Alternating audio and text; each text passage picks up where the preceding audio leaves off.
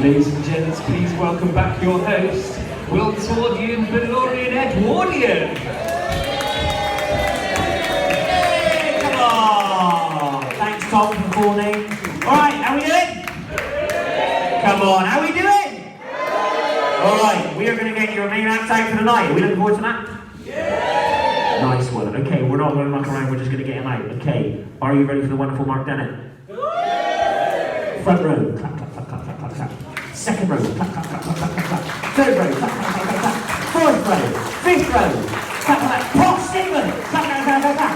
Back right, clap, clap, clap. Running, go, everyone, it's a mark. Go!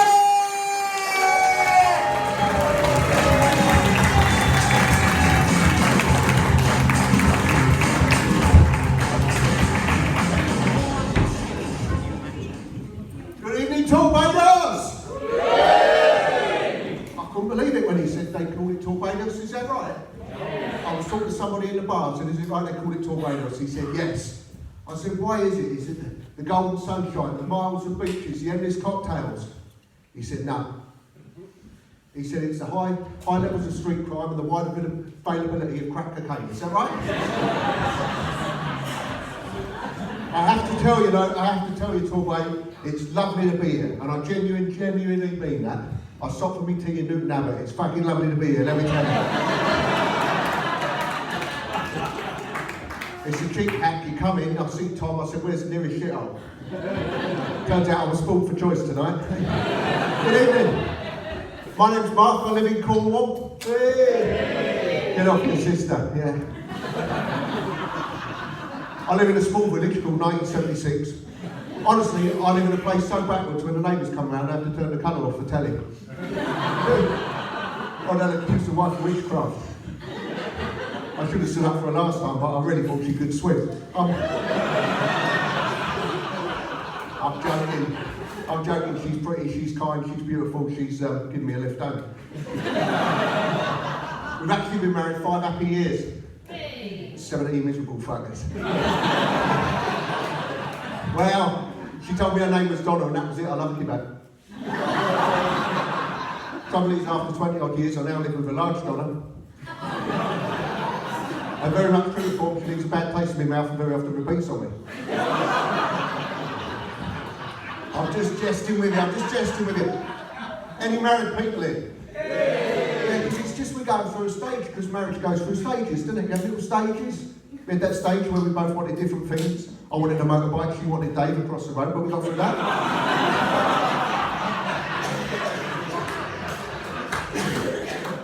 And now we're going through a stage where you just start around because you can. If the opportunity presents itself, you've got to take it. We went shopping last weekend, she came out the changing room, she said, now tell me love, does this dress make me look fat? I said, no love, the dress is fine, she asked her stomach to make you look fat.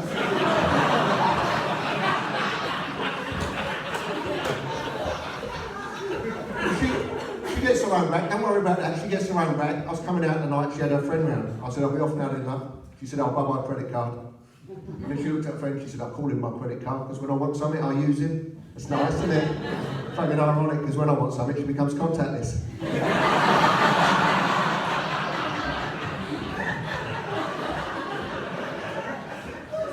I'll be honest with you. All the problems in our relationship is down to me, because in the 20 odd years we've been together, I ain't understood a single word she said. I mean, it's mainly down to the fact she's Japanese. But, well, we don't actually talk very much, we don't talk much at all, but nobody does anymore, do they? Nobody talks, because there's too much going on. You've got social media, television, everything going on. The art of communication is lost. It's got so bad that they started putting adverts on the telly. Have you seen them? A celebrity will come on and say, take a moment to talk. One come on the other night, she said, we don't talk, we never talk, we should talk, let's talk. I didn't know what to say. She said, I'll tell you what, she said, ask me a question, ask me anything you like. I said, all right then, what's your favourite sexual position? Without hesitation, she said, the boiled egg. Boiled egg meant nothing to me either until I came home and found her in bed before soldiers.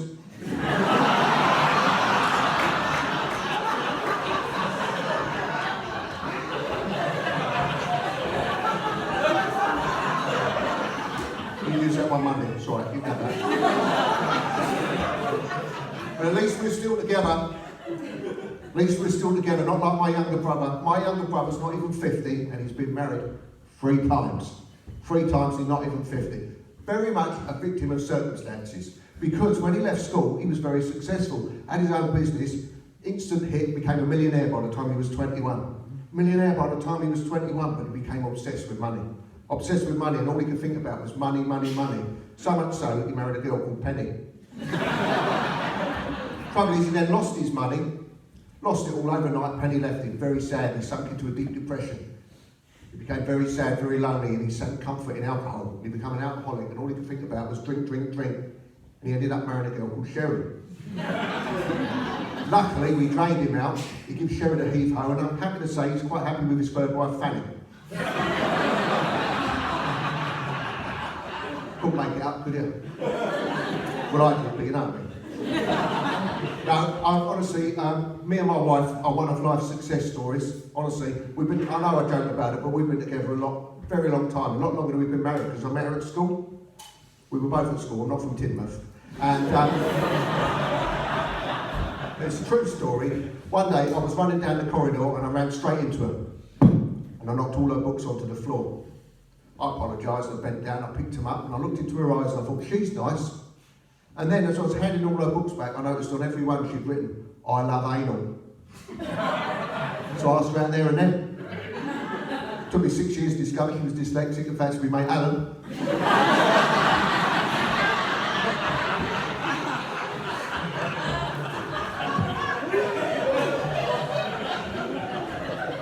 Still causes us problems to this day. When we went shopping last week, all walked with me said I was childish because my carrier bag said tampon.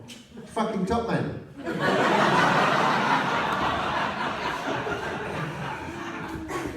Right, Kelly?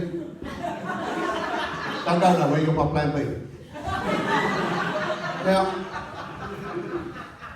what you will notice about me tonight, ladies and gentlemen, is I am the oldest one on the bill. Oldest, unhealthiest, stupid, unfit, gradually getting closer to death. Looking around, I don't feel too bad about myself. You get older, don't you? You get older, you start losing interest in things, you start losing interest in work, you treat it like a gym subscription. You think, fuck it, I've been in once this week, I'll go again properly next week. And I'm getting old because I've suddenly started grunting and I don't mean to. You just lose the art of speech every now and again. One of my kids will say, Dad, do you want a cup of tea? You just can't help it. But I've started worrying as I've got older. I've started worrying because of my age, I have to go to the doctors on a regular basis, on the well man clinic, you know, the gentleman's MOT. And I worry because at some point the doctor's going to say, drop your pants. He's going to put his hand around my plums and tell me to cough. And at my age, if I cough, I'm quite likely to wee on him.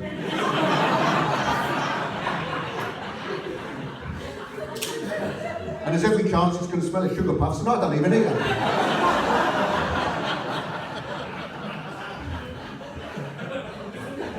But in my old age, I've become quite spiritual. I think it was lockdown, sitting here, and not time to think. I've become spiritual, and I look at the world in a different way. It's wonderful, really, because the world's got this natural healing habit. If something bad happens, something good happens to make up for it. Listen, that something bad followed by something good. Now, a few years ago, I was diagnosed with Parkinson's disease, and it was as a result of my heavy drinking. Now, as a result of my Parkinson's, I spill most of it. I know, I can laugh about it now, but at the time I was heavily shaken. I've become quite vulnerable. I've become vulnerable to the con artists. I've become old and I'll be talked into buying stuff that I don't want. You know, I just get talked into buying stupid stuff. I took the dog down the beach last weekend, ended up buying a canoe off a bloke in the sea. Only went in for a paddle. Ladies and gentlemen, I'll give you the joke of the night.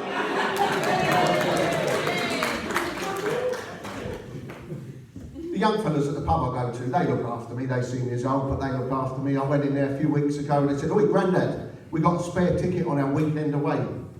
We're going to Amsterdam on a smoke and poke weekend. Do you fancy it?" I said, "Go on then, I'll have it." And because of what goes on tour stays on tour, we treat ourselves to Amsterdam's finest ladies of the night. And my one out there ripped me off.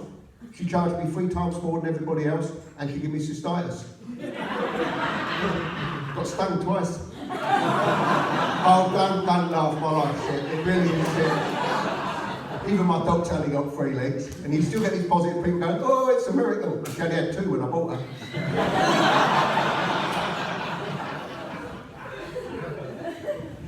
It's the, I couldn't realise how much I'd let myself go though as I got older and I started spreading. I didn't realise how bad I'd let myself go. It was only when I got on a bus and the pregnant woman offered me her seat, I realised how bad it got. And it's the body shaming I don't like as you get older. Body shaming. You know, they just let you know. I was getting ready for bed the other night and my wife was in bed watching telly. She was watching an old James Bond film.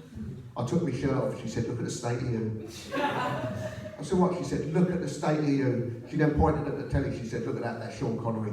That's Sean Connery there. When he made this film, he was 20 years older than you are now. He's far healthier, far fitter, far more likely to have sex. She said, you need to sort yourself out.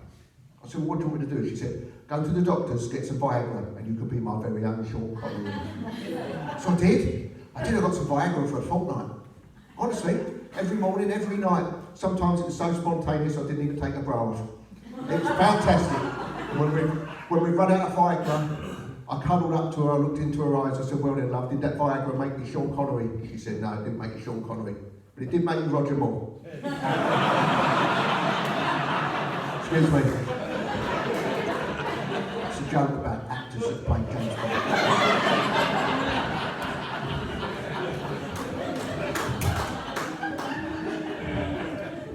I don't know whether you've noticed this about me, but I'm currently going through a sex change. From very little to none at all. Me and my wife, we are, you know, I did meet her at school and we are the only partners that each other's ever had, so, you know, you just got on with it as quick as you could. And nothing's ever changed. We decided that we'd try and spice our sex life up. So I borrowed a porn video, and we sat and watched that one night, but it just resulted in me saying, I'll never manage that. She said, you're not doing that. And if I'm honest, the only thing we both fancied trying was a pizza that the poor bloke was trying to deliver at the beginning.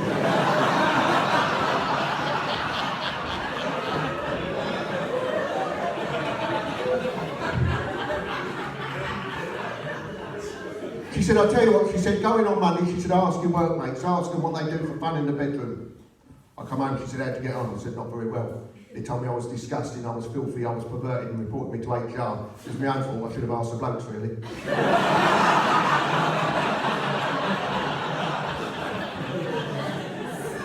So now on a Saturday night, what we do for fun is, when the telly's finished, we take each other by the hand, we run upstairs, I seductively take my slipper off.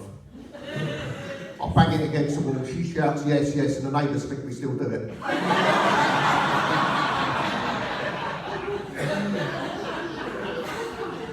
Well, trouble is our neighbours are younger and you think you've got to impress them all the time. She'll go knicker shopping and buy 2 pairs, size 16 to wear and size 10 to hang on the line, you know what I mean?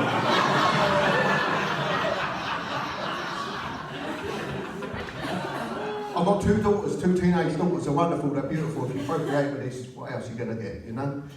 But they both work, they both got their own money, they both drive, don't want nothing to do with mum and dad unless they've got no money and their mum and dad are paying, you know what I mean? They go out, think they can name the game, think they can be in charge. Always suggest Nando's. Have you been to Nando's? Just a harvester and someone's fucked off with a salad bar, isn't it? Well, we're making our way through the town and somebody will come up to me with a clipboard and they say, excuse me sir, have you got over 50 life cover? I say, no I haven't. They say, oh, you should do, you should get it because if you die, one of your 2 beautiful daughters could end up paying for your funeral. I say, I don't give a shit, mate. I said, that one owes me for 2 holidays and that one owes me for a car. It's the only one going to get me money back.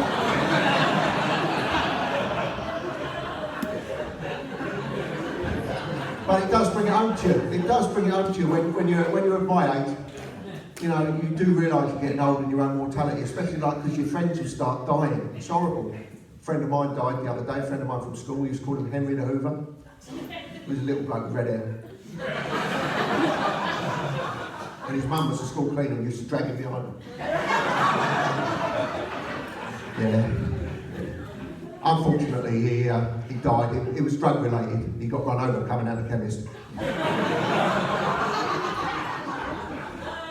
made that up. I made that up. In all seriousness, he died in his sleep. But you'd have thought the fire engines would have woken him up, wouldn't you? Basically, we came home from Henry's funeral. We'd had a few tears, and we sat there. We sat there crying, and we said, look, we really ought to make plans. We ought to make plans about the future, because one of us is going to die before the other. And you know, we got to plan these things. And we said, okay, look, we said, if we die, you know, life's too short. Don't be on your own. Find love again. Don't be on your own. But as a mark of respect, the surviving person should visit the deceased person's final resting place at least once a week. That's nice, isn't it? As soon as we'd agreed that, she said, you'll never manage that. You won't visit my final resting place once a week. Okay, we're all going to have it cremated and scattered in Tesco.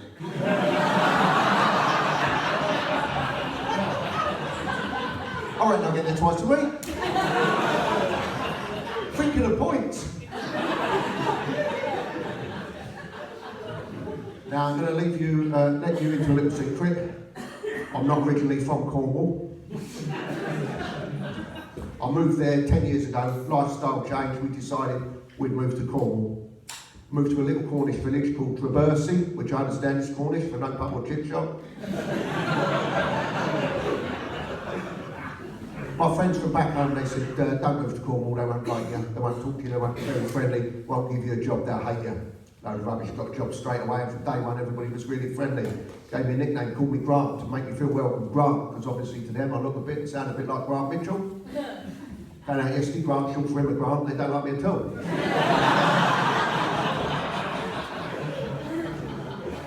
But there's two things I love about living in Cornwall, two things I love very much indeed. The first thing is, nobody gives a shit. Nobody cares. If you want to know anything, you've got to find out for yourself. Nobody's going to help you. Now, a few years ago I had an accident, I hurt my back. A few years ago I had an accident, I hurt my back. Oh fuck, I think it was worse than that. And I went to the doctors, he said, look, he said, it's bad news. He said, you're going to have physiotherapy, you're going to have to go to the hospital. I thought, oh no, nightmare, because where I'm from, all the hospitals, the big inner city hospitals, each department has its own building, buildings, it's chaos. He said, no, you're all right. He said, your local cottage hospital has a physiotherapy clinic on a Tuesday. He said, go along to there. I did, it was fantastic, free parking and everything. But some of the facilities are shared. They don't tell you this, you've got to find out for yourself. I said, hello, my name's Mark, I'm here for physiotherapy. She said, no problem, the waiting room is down there on the left. So I went into the waiting room at the physiotherapy department to find out it was also the waiting room for the sexual health clinic. First thing I knew, there was a picture on the wall. Does your penis look like this? I can honestly say it didn't, because the bloke in the picture was black.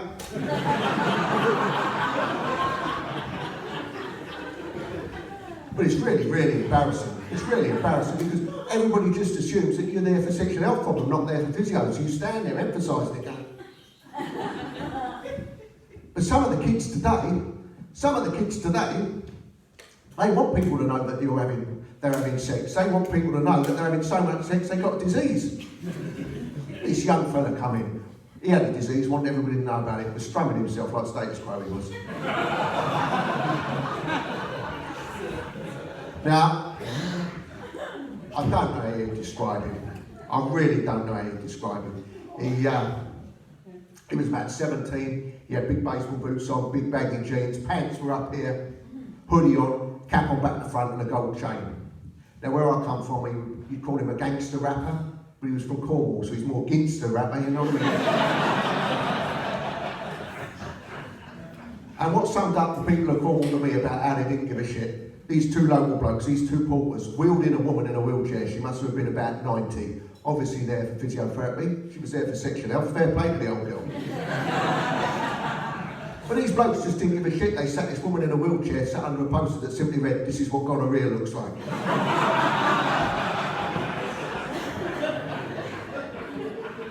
Now the best thing about living in Cornwall, the best thing, and I love it, is everybody's really lazy.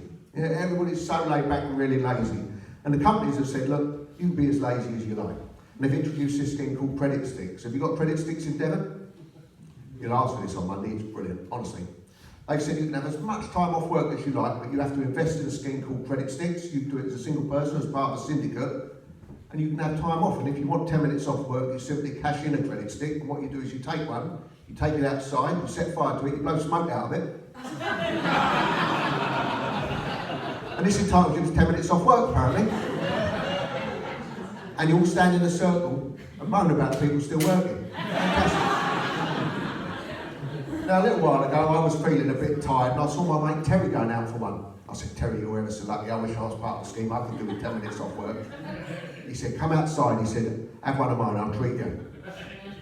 And I went outside with him, and the ironic thing was, I only wanted 10 minutes off work. This thing made me so fucking sick, I took the rest of the day off. So a few days later, a few of us got talking at work, said, why are these people allowed time off work just because they've got this filthy habit and we're not? And we decided that we'd form our own credit stick union in the form of Kit Kats. Next day, all the smokers went outside, half a dozen of us went outside with Kit Kats, formed our own circle. We had one finger each. And we spent 10 minutes sucking the chocolate off the wafer. After 10 minutes, you're just left with this sticky wafer that you throw on the floor and stamp on it. Push it into a wall, or for a bit of banter, you flick it. But it doesn't take long before the similarities start occurring, because it's only a few days in, the same bloke comes outside and says, I've left my Kit Kats in my jacket, can I have one of yours? Dave went on holiday, come back to 48, tried to sell them off cheap. They brought out a limited edition mint one for a while, didn't they? I went rental for a fortnight. They call me naive, but Zoroastrian fella Patrick, these Kit Kats always smell far more exotic than everybody else's. Well, I've had a lovely evening. It was Tuesday in Bristol. Well, thanks for coming, you've been terrific. But yeah, I mean, I'm just an old bloke from the southeast that now lives in Cornwall, and I just get old and grumpy and miserable, you know. I've started not liking kids at all. Not, you know, just the older kids, the ones who think they owe you the woke brigade, you know, the thing. The ones that think you're to blame for everything that you've never done. And they want respect, but they don't give it. Do you know what I mean? They want respect, but they don't give it. My youngest one brought a little boy home the other day. She said, hello, Dad, this is John. I said, hello, John. He went, all right, bruv. You know, all right, bruv. I said, I don't think we're related, John.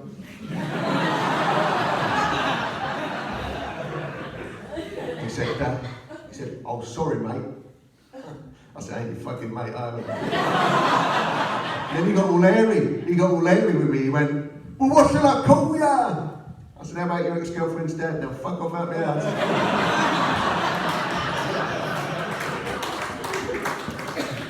So I'm going to have to go now, I'm afraid, because to develop the art of communication that we've all lost, while I'm doing this, my wife sits at home and watches box sets on Netflix and iPlayer, and when I get home, she tells me about them, and it's a way of getting communication back and talking, because it's all lost, isn't it? And then a little while ago, I was doing a gig, and I got home, and as I pulled up, she opened the door, and I thought, well, what's gone wrong? She said, get in here. Get in here. She said, I've got something to tell you. She said, I've been watching this programme called Dr. Foster. Did anyone see that? Yeah. She said, it's mad. She said, it's brilliant. The internet's gone mad. She said, they've just had a scene and they called it hate sex. I said, what's that? She said, it's when you make love to somebody but you hate them. I didn't say nothing.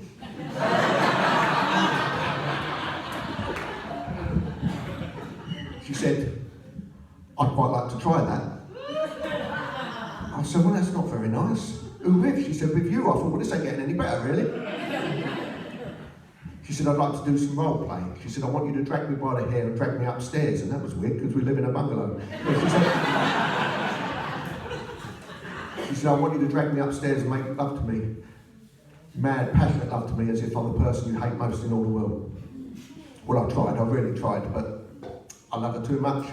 I love her so much, I just couldn't hate her. She said, don't you ruin this for me. Don't you spoil it to me, this means a lot. She said, stop what you're doing, close your eyes, and think of the person you hate most in all the world. Make love to me like I'm that person.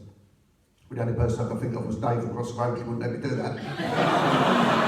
Ladies and gentlemen, thanks for having me. My name's Mark Dennett. Thank you very much for that.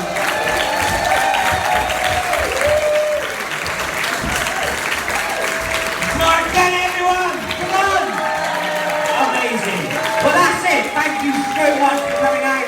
Thank you so much for supporting this night. The next one is the 1st of April, and there are early bird discount tickets available to buy tonight. So buy them. Few thank yous. Thanks to Jax, Julie and Chloe at the bar. Big applause for them.